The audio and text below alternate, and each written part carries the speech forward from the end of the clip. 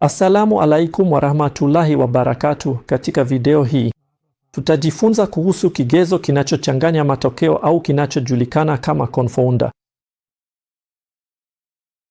Kigezo kinachochanganya matokeo au confounder ni vigezo ambavyo lazima vichunguzwe katika utafiti wowote kwa sababu vinaweza kubadilisha matokeo. Ndiyo maana vinajulikana kama vigezo vya kuchanganya matokeo au confounder. Hivyo vinaweza kubadilisha matokeo kwa namna ambayo inaweza kuathiri vibaya matokeo ya mwisho ya utafiti. Kwa sababu kama tunavyojua kutoka kwenye video zilizopita, unapofanya utafiti wowote ni lazima uchunguze vigezo viwili, lakini kuchunguza vigezo viwili tu huenda hakutaleta uelewa wa kutosha. Picha kamili kwetu haitakuwa wazi kwa sababu huenda kuna vigezo vya kati vinavyoathiri uhusiano huu. Ndiyo maana kuna masharti ambayo lazima kigezo cha kuchanganya matokeo confounder kitimize. Hiki kinahusiana na etposure au sababu. Na wakati huo huo lazima kihusiane na matokeo au outcome au pia kiwe kigezo huru. Inafanya kazi kama watabiri predictors wa bidhaa ya mwisho. Hebu tuchukue mfano huu. Tukitaka kufanya utafiti wa kulinganisha kati ya nani ni wa haraka zaidi, wanaume au wanawake. Kwa hiyo kigezo cha sababu ni jinsia na matokeo ni kasi. Tukitaka kufanya utafiti huu, na dhana ni kwamba kasi ya wanaume ni sawa na kasi ya wanawake. Na matokeo yalionyesha mwishoni kwamba wanaume kwa ujumla walikuwa na kasi zaidi kuliko wanawake. Matokeo haya yaliyopatikana hayakuzingatia baadhi ya vigezo vya kuchanganya vilivyokuwepo kwenye utafiti huu. Huenda wanaume walikuwa na kasi zaidi kuliko wanawake kwa sababu ya umri. Hivyo umri ni kigezo cha kuchanganya, ikimaanisha kwamba labda wanaume walikuwa na umri mdogo zaidi ikilinganishwa na wanawake. Hivyo inapaswa kuchunguza suala la umri kama kigezo cha kuchanganya katika utafiti huu ili kujua kama kweli wanaume ni wepesi zaidi kuliko wanawake au la. Tuchukulie kwamba tumerudia utafiti huu mara nyingine tena, na katika utafiti huu tumechagua umri wa wanaume uwe sawa kabisa na umri wa wanawake. Hivyo tumedhibiti kigezo cha umri na sasa tumefanya utafiti tena ili kujua uhusiano kati ya jinsia na kasi. Tulifanya utafiti mara ya pili lakini tukapata matokeo yale yale tena. Wanaume walikuwa wepesi zaidi kuliko wanawake. Hivyo sasa tunafikia hitimisho kwamba wanaume ni wepesi zaidi kuliko wanawake. Ingawa tumefanya udhibiti au marekebisho au kile kinachojulikana kama kudhibiti suala la umri, je, matokeo haya ni sahihi?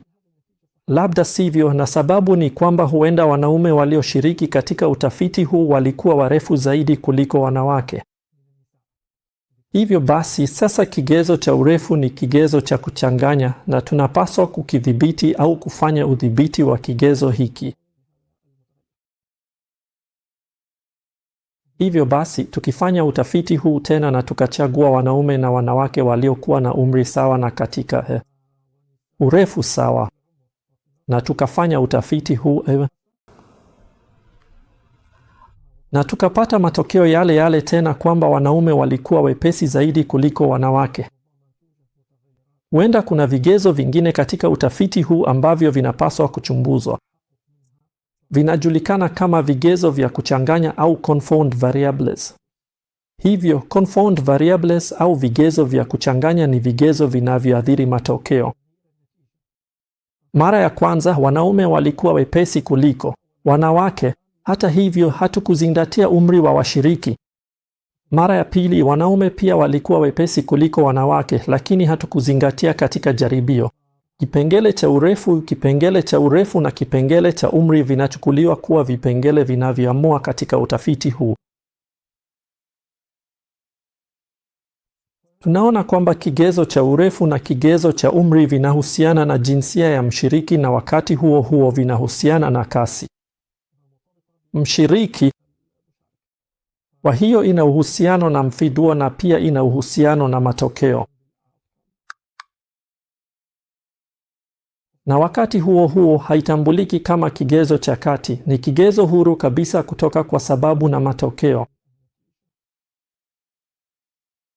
Ndiyo maana ni muhimu sana wakati wa kufanya utafiti wowote kujua vigezo vya kuchanganya vinavyoambatana na utafiti huu, ambavyo vinaweza kujulikana aidha kupitia tafiti zilizopita au kwa kufanya baadhi ya majaribio ya hali ya juu ya takwimu ili kujua athari za vigezo vya kuchanganya.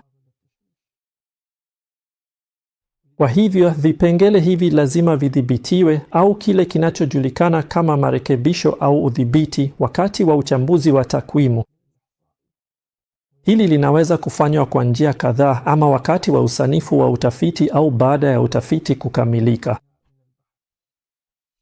Hizi ndizo njia muhimu zaidi za kudhibiti vipengele vya kuingilia kati wakati wa kubuni utafiti. Ni usambazaji nasibu, na kikomo cha usambazaji nasibu ni uchanganuzi wa takwimu kwenye kundi au kikundi maalum. Njia ya tatu, kulinganisha, ni kulinganisha. Ikiwa hatuwezi kudhibiti vigezo hivi wakati wa muundo wa utafiti, tunaweza kudhibiti vigezo hivi baada ya utafiti kukamilika. Kuna mbinu kadhaa.